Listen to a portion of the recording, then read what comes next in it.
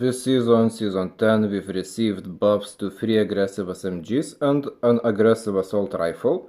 So the ISO, and I'm using 2 different gunsmiths, I will explain why, the Switchblade X9, the CX9 and the AS Val. And so the first gunsmith I've tried out for the ISO, it has the buffed barrel and the stock, but later I tried the other barrel with the integrated silencer and I concluded that I like it better.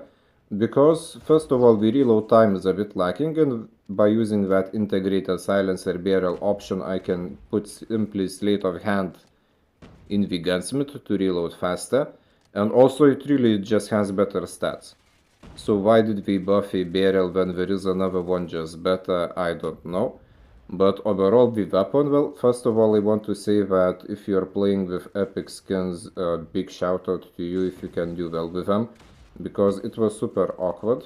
Like, the iron sight is bad, there is all the aim shake going on, but I did not want to add the red dot because it would also be shaky and I would not have 5 attachments. So I was using an epic variant with a pretty mid iron sight, and well, it kind of feels like a variant of a Fennec, which is not as fast, but that makes it easier to use, and you have 50 bullets, not 40 bullets. So it is kind of like a different situation of the Fennec. But Fennec would be just more competitive because it is more aggressive, more explosive. But I made a video with the Fennec earlier and it is really not that good because VMP is just better. And when it comes to ISO, VMP is also just better. And so you kind of can use the ISO if you want, but we really have better options. So it's usable, but it is not groundbreaking meta, especially considering that the gunsmith that I like better is it has no of the buffed attachments, you know. So yeah, that would be conclusion for the ISO. And well, I know that there was a legendary available with the Nikto, a pretty nice looking legendary previous season, but I got Type 25 and earlier like the Dark Shepherd, the Ram 7, etc. I don't have enough money to buy everything, you know, so I had to not get it. And well, it kind of does make me a bit upset, but well, I'm glad that the gun is not groundbreakingly meta after the buff. Buffed Switchblade X9 is a bit more potent in contrast. Now the buffs were to the bullet spread accuracy and also to the damage multiplier of when you're shooting enemies' legs. Now at first I thought that leg shots they don't really matter because you will not be shooting at your enemies' legs. But when I realized that if you hip fire, of course your bullets will be hitting legs as well. And with an aggressive SMG you will be hip firing. So basically it is a really nice buff, as well as the bullet spread accuracy buff. And overall, Switchblade X9 it has one of the best mobility situations going on for aggressive SMGs. Well, you can see in the gameplay the mobility is super smooth. And of course I'm using the gung-ho and lightweight, but still, even without them it would be really nice. But the thing is that while in Summit the better mobility it was super pleasant, but I tried it out in various maps, and in Shoot House and Nuketown it was not that much of a relevant advantage, because there still were various longer distance windows where enemies can shoot me, and even if I move like around a bit, they can still shoot me. And then, in contrast with the VMP, VMP is easier to use, has very nice fast fire rate, big mag, and VMP it is just a superior choice. Like, I guess if you are a heavy movement player, you could use the Switchblade X9, but that would be the only reason.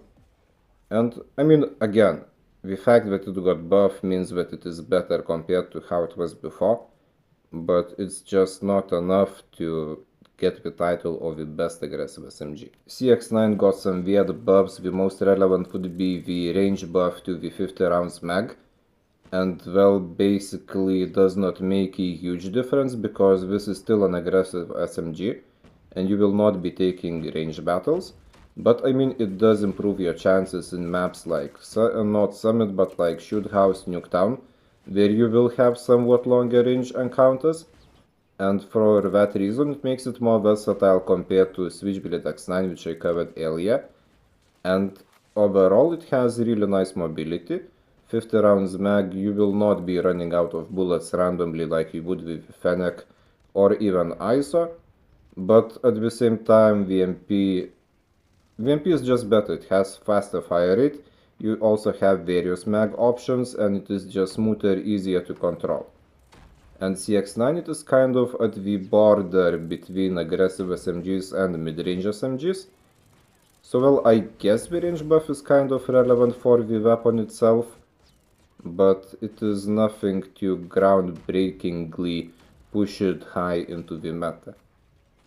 And if you really want to use the CX9, you can, but then the question is, why use CX9 and not just use VMP or even the USS9, you know. ASVAL is an aggressive assault rifle, and I simply cannot put it to my next video with the other assault rifles that got buffs, because it is just closer to the niche of aggressive SMGs. And well, I made a review earlier when the Dark Shepherd draw came out because of the legendary option, and my conclusion was that the ADS movement was really just horrible, like tracking enemies while you're shooting ADS, and that is what got buffed now. So I guess Activision also tried out the gun and they saw that the movement is horrible and improved it, so there are no issues with tracking when shooting now.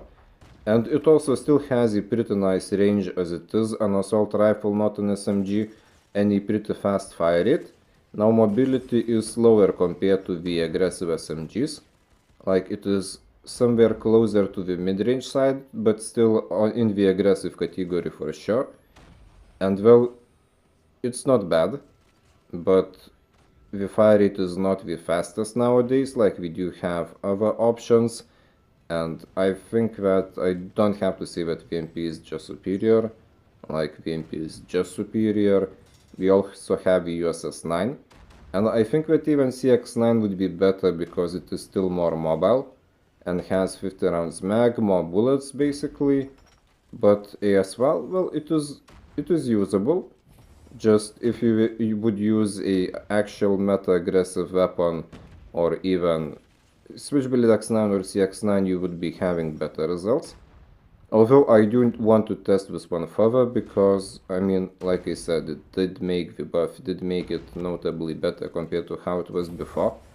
And well, worst case I would compare it with the Fennec, as it is also having 40 rounds mag and just has a faster fire rate, but it is not as easy to control, and worse range of course. So it kind of does have a niche. The buff is obviously good, but once again, nothing too groundbreaking. And finally got a gameplay with VMP, which used to be the top aggressive SMG. Now USS9 is slightly in a different category, so that is why VMP is best in this field, and well, basically it is still the best. It has very smooth mobility, very easy to control recoil, a few different mag options, like you can choose to have more bullets but then worse mobility stats, or you can have less bullets and better mobility. And it also has a perk that increases the fire rate, and it's just better compared to all these buffed aggressive weapons.